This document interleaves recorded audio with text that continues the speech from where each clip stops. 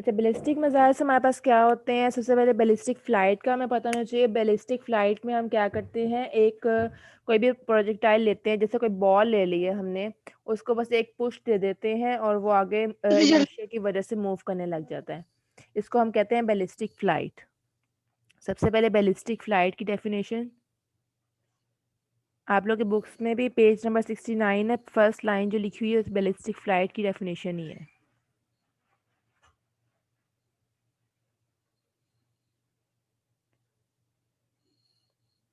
Ballistic flight in which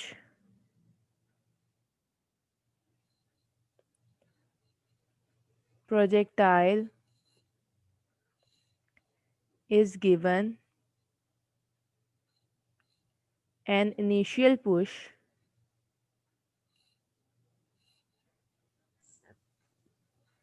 and then allowed to move freely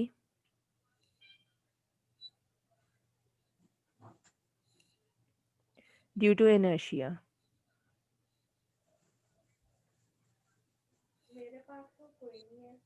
and under the action of gravity.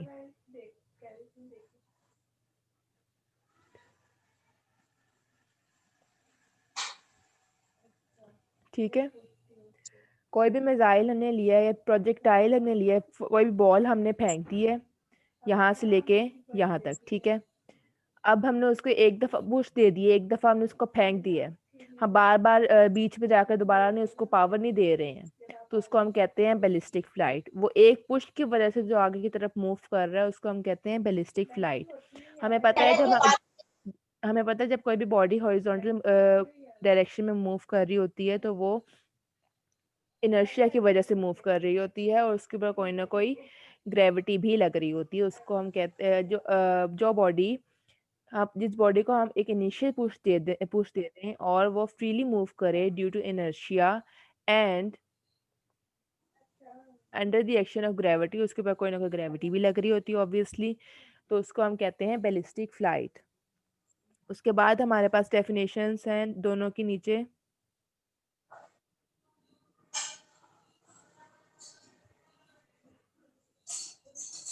अच्छा, उसके बाद है ballistic missile.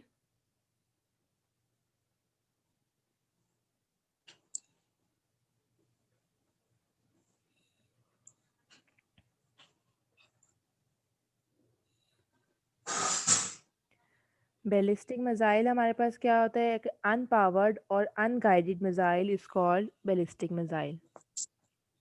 Unpowered,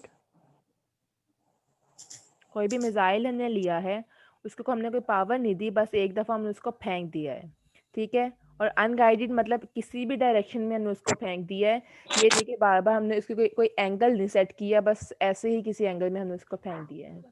free falling kind of.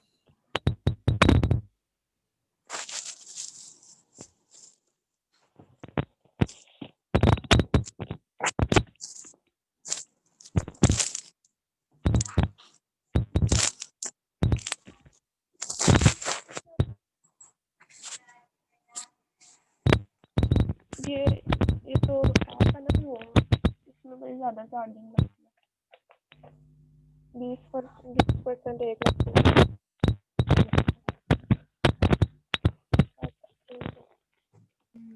अच्छा, unpowered and unguided missile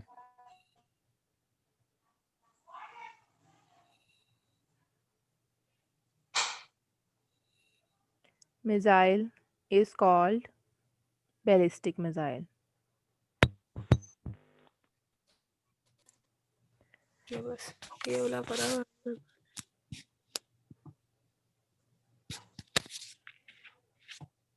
और जिस path को follow करता है उसको हम कह देते हैं बैलिस्टिक पाथ।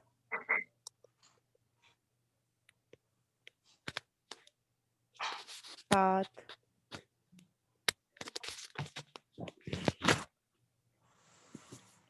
followed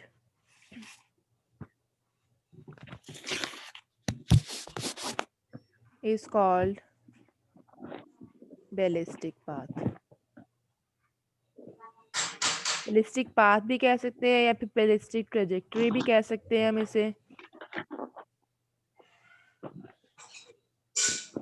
ठीक है, अब उसके बाद हमें पता है कि जब कोई भी बॉडी मूव कर रही होती है, फॉर एग्जांपल लाइक इधर से लेके इधर तक हमारे पास कोई बॉडी मूव कर रही है, हमने कोई मिसाइल लिया, उसको हम इस डायरेक्शन में हमने फेंक दिया है।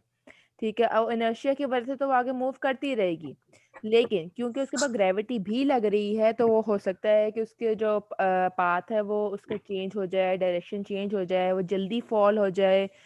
और हमें तो नहीं पता कि ग्रेविटी कितना पुल कर रही है उसे, कितनी उसके ऊपर इफेक्ट कर रही है। तो इसके वजह इनर्शिया, अगर सिर्फ इनर्शिया लग रहा होगा उसके ऊपर, बॉडी के ऊपर, तो फिर तो हम कह सकते हैं कि वो जो होगा वो स्ट्रेट मूव करता रहेगा कांस्टेंट स्पीड के साथ, जिस स्पीड के साथ हमने उसे फेंका है उसी स्पीड के साथ आगे मूव करता रहेगा। लेकिन क्योंकि उसके ऊपर ग्रेविटी भी लग रही होती है, इसकी वजह से वो कभी कभी स्लो हो जाता है, कभी ज़्यादा फास्ट हो जाता है, मतलब ग्रेविटी डिफरेंटली उसके ऊपर इफेक्ट कर रही होती है। ठीक है, सेकंड में यही लिखा हुआ, थर्ड बात जो लिखी हुई है उसके अंदर यही लिखी है कि जो उसका जो ट्रेजेक्टरी होती है, ट्रेजेक्टरी यूजुअली पैराबोलिक होती है, पैराबोलिक होगी फॉर फ्लैट अर्थ एंड और एलिप्टिकल होगी फॉर स्फेरिकल अर्थ, कल फॉर स्फेरिकल अर्थ। और हमें पता है कि अर्थ हमारी एलिप्टिकल है, सॉरी स्फेरिकल है, फ्लैट तो नहीं है अर्थ, इसलिए उसकी जो मिसाइल होगी उसका जो पाथ होगा वो हमेशा एलिप्टिकल होगा।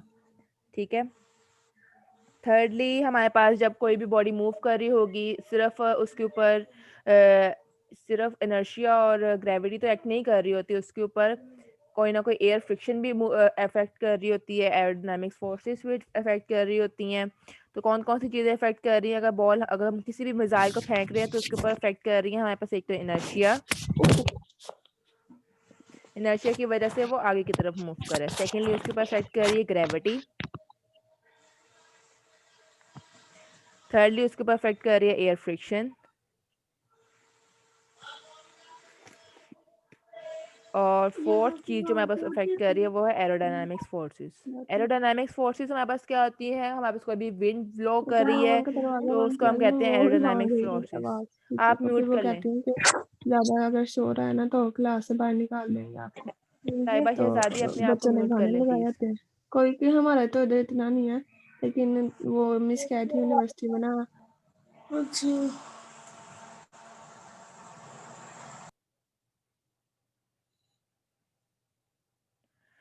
अच्छा, एरोडायनामिक फोर्सेस सेट कर रही होती हैं, इनर्शिया हमें पता है क्या होता है, ग्रेविटी हमें पता है क्या होता है, एयर फ्रिक्शन भी हमें पता है क्या होता है, और एरोडायनामिक फोर्सेस क्या होती है। एरोडायनामिक फोर्सेस जैसे हमारे पास कोई भी विंड ब्लो कर रही है उसको हम कहते हैं एरोडायनामिक फोर्सेस, हमारे पास एक्ट कर रही हैं उस बॉडी के ऊपर। ये चार चीज़ें जो होती हैं वो उस बॉडी पे एक्ट कर रही होती हैं। और थर्डली हमारे पास लास्ट बात जो है हमारे पास क्या आ जाती है कि क्या हम इसको जंग के दौरान यूज़ कर सकते हैं, ऑब्वियसली नो। क्यों? क्योंकि हमें भी पता है कि अगर हम किसी अनगाइडेड मिसाइल को, अनपावर्ड मिसाइल को यूज़ करेंगे, वो हमें नहीं पता कहाँ पर जाके गिरेगा, बेशक वहीं पे हमारी जगह पे आके गिर जाए। तो इसलिए for warfare purpose only powered and guided missiles are use. और गाइड हम कैसे कर सकते हैं किसी भी मिसाइल को, हम किसी भी मिसाइल को रिमोट कंट्रोल के ज़रिए उसको गाइड कर सकते हैं।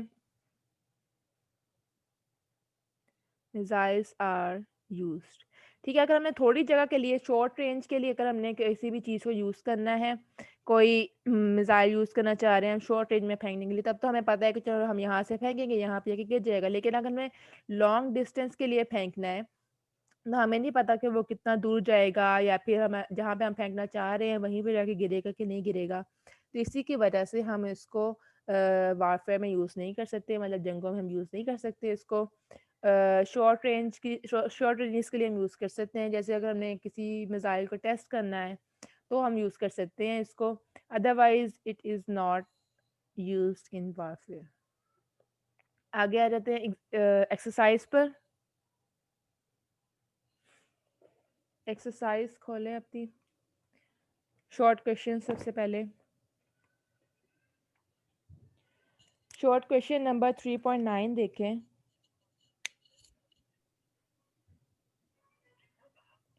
Short question number 3.9, define impulse and show that how is it related to linear momentum।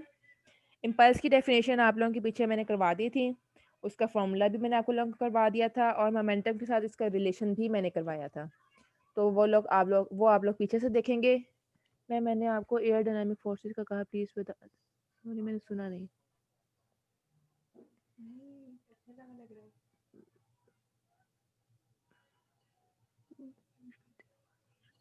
अच्छा, एरोडायनामिक फोर्सेस वो फोर्सेस होती हैं जैसे कोई भी विंड ब्लो कर रही है, या फिर जैसे आंधी आ रही है और हमने किसी बॉल को फेंका है। हमें पता है कि हम किसी बॉल को जब हम आंधी में फेंकेंगे, सीधी सी बात है, उसकी स्पीड जो होगी वो कम होगी, क्योंकि उसके ऊपर एरोडायनामिक फोर्सेस एक्ट कर रही होती हैं।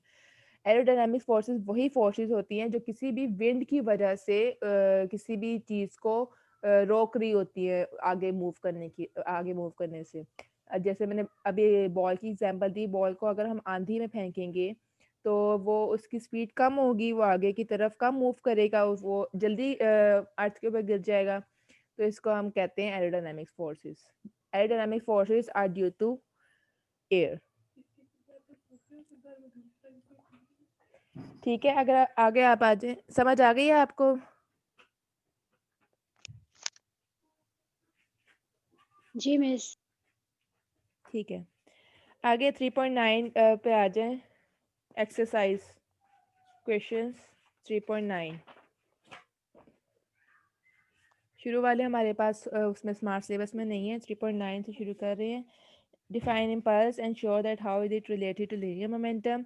इम्पल्स की डेफिनेशन आप लोग पहले कर चुके हैं, और लीनियर मोमेंटम के साथ इसका रिलेशन भी मैंने करवाया था, जहाँ तक मुझे याद है। अगर आप लोगों को नहीं याद या फिर नहीं किया तो आप लोग मुझे बता दें, वो कर लेते हैं हम अभी।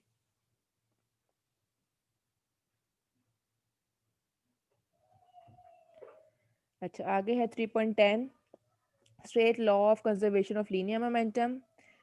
इसकी डेफिनेशन हमें पहले पढ़ चुके हैं, law of conservation of linear momentum की।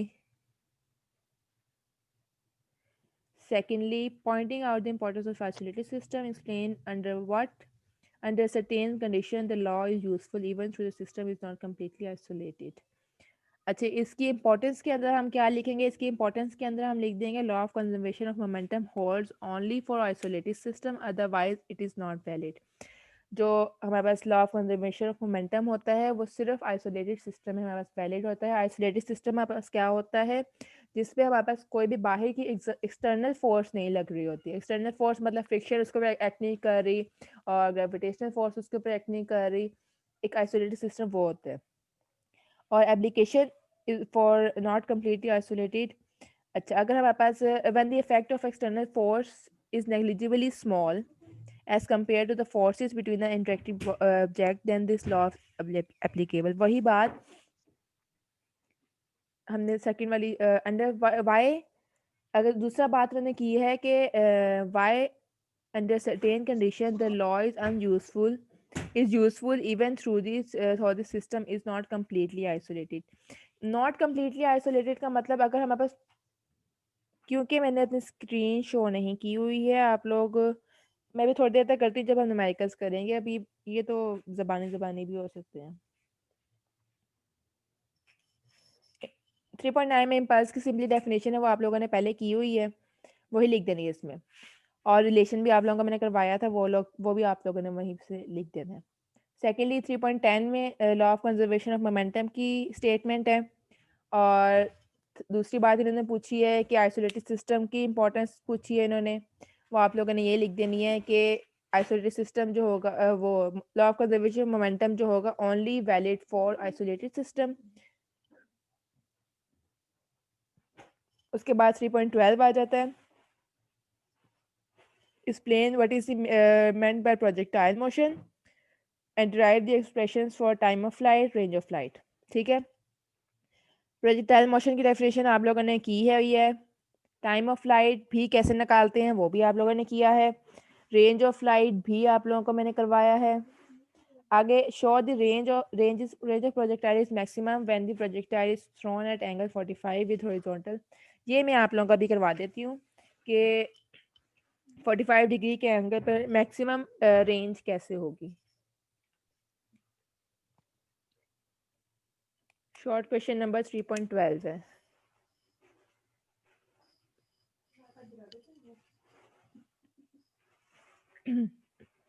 थ्री पॉइंट 12 जो डेफिनेशंस हैं और टाइम ऑफ फ्लाइट है वो आप लोगों ने पहले किया हुआ है, इसलिए वो मैं नहीं करवा रही हूँ। जो रेंज है मैक्सिमम वो मैं करवा रही हूँ आपको कि 45 डिग्री एंगल पर मैक्सिमम कैसे होगा। रेंज का हमारे पास फॉर्मूला होता है vi² sin 2 theta divided bye g। ठीक है। अच्छा, sin 2 थीटा हमारे पास मैक्सिमम कितना होता है, इक्वल टू 1 होता है। कोई भी चीज़ अगर हम एंगल में देख रहे हैं तो वो मैक्सिमम कब होगी, उसको हमने साइन लिया है, कॉस लिया है, मैक्सिमम कितनी होती है, 1 होती है, और जो मिनिमम होती है वो 0 होती है। ठीक है। और sine 2 theta is equal to 1, ये हमने क्योंकि हमने मैक्सिमम शो करनी है ना, तो इसको मैक्सिमम के इक्वल कर रहे हैं, दैट इज़ 1। 2 थीटा इस साइड पे रख लेते हैं, साइन इनवर्स उस साइड पे ले जाते हैं, साइन इनवर्स 1। अच्छा, साइन इनवर्स 1 लेंगे आप तो हाँ आपके पास 90 डिग्री आ जाएगा। ठीक है। थीटा इस तरफ रखा, 90 divided by 2 is equal to 45 degree. मिस मेरे फ़ोन की बैटरी ख़त्म होने वाली। अच्छा, मैं लगा दूंगी, कोई इस बच्ची की अटेंडेंस बोल दे, मैं लगा दूंगी। अच्छा, theta is equal to 45 degree आ गया। अब थीटा हम थीटा की वैल्यू पुट करेंगे आर मैक्स इसके अंदर, ऊपर वाले फॉर्मूले के अंदर। आर इज इक्वल टू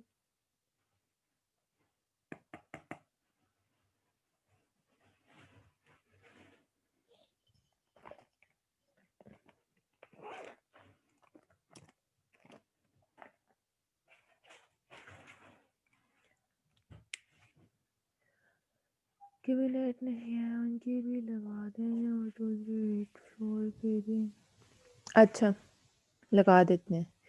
अच्छा, R is equal to vi² sine 2 theta divided by g है इसका।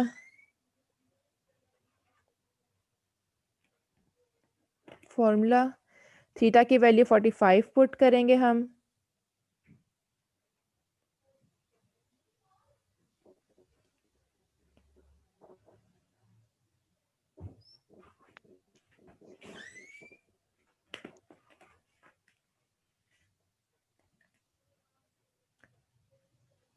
डिवाइडेड बाय जी।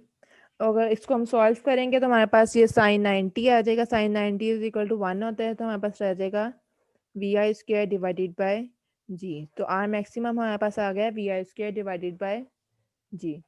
ठीक है।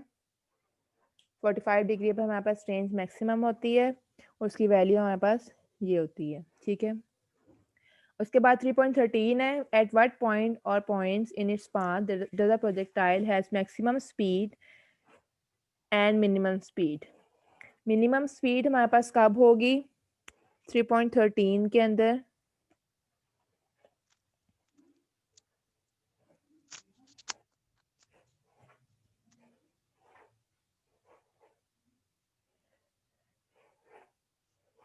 मिनिमम स्पीड हमारे पास कब होगी, जब वो मैक्सिमम हाइट पर होगा। कोई भी प्रोजेक्टाइल हमारे पास है,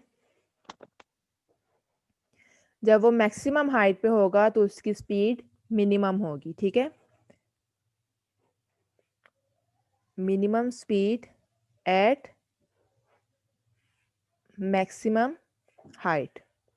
और मैक्सिमम स्पीड कब होगी, मैक्सिमम स्पीड कब हमारे पास होगी, जब हम उसको फेंकेंगे और जब वो ग्राउंड के साथ हिट करेगी। Maximum speed is when point of projection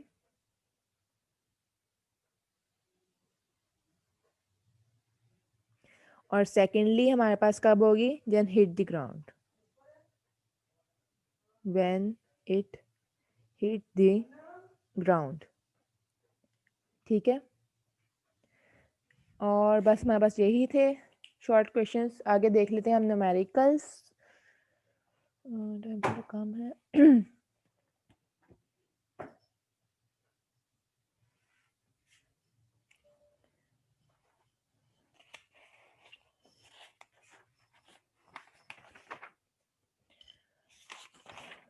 example आपने 3.2 करनी है, वो आप लोगों ने 3.2 3.3 या आप लोगों ने खुद कर लेनी है। ठीक है, अगर ना समझ आए तो मुझे बता दें, मैं आपको करवा दूंगी। और 3.7 है और 3.5 और बस। अच्छा, एक्सरसाइज प्रॉब्लम्स पे आ जाएं, न्यूमेरिकल प्रॉब्लम्स पे एक्सरसाइज के।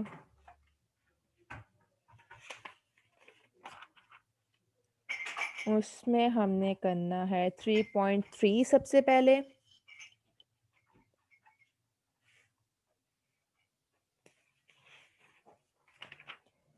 Secondly, 3.6, 3.7, 3.8, 3.9,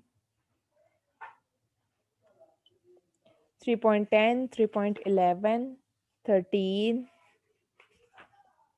and 14। ठीक है, ये न्यूमेरिकल प्रॉब्लम्स करने हैं। सबसे पहले 3.3 देख लेते हैं।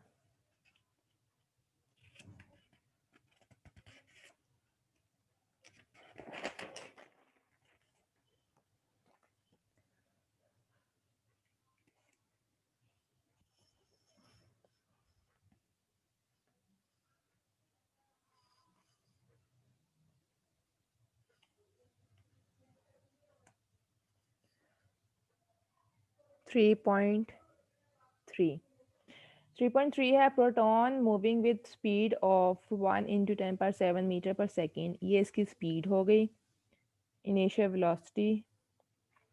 Secondly through 0.020 centimetre thick sheet, ये इसकी डिस्टेंस कवर्ड हो गया।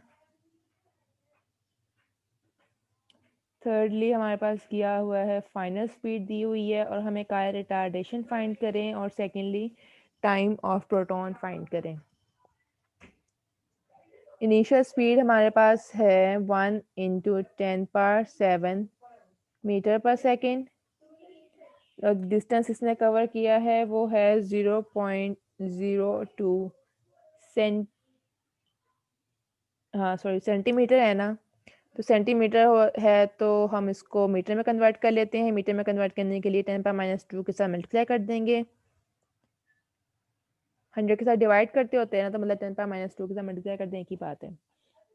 फाइनल स्पीड क्या होगी, Vf is equal to 2 × 10⁻⁶ metre पर सेकेंड। अच्छा, रिटार्डेशन क्या है, 10 मिनट्स।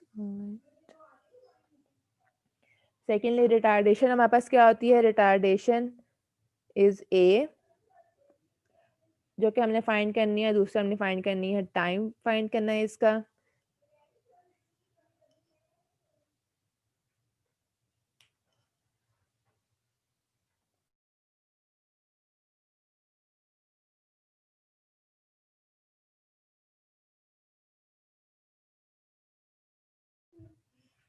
अच्छा, रिटार्डेशन फाइंड करनी है और टाइम फाइंड करना है, तो हम इक्वेशन ऑफ मोशन यूज करेंगे। वो हमारे पास है 2as is equal to Vf² minus Vi²। A हमने फाइंड करना है, Vf हमारे पास क्या है 2 × 10⁻⁶ का स्क्वायर माइनस 1 × 10⁻⁷ का स्क्वायर।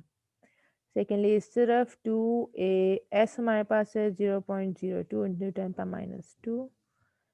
ए हम इस तरफ रखेंगे, उस तरफ उनको स्केल लेके डिवाइड कर देंगे।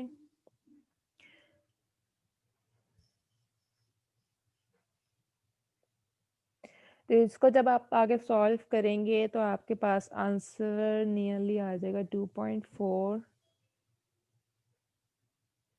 × 10⁻17 मीटर पर सेकेंड।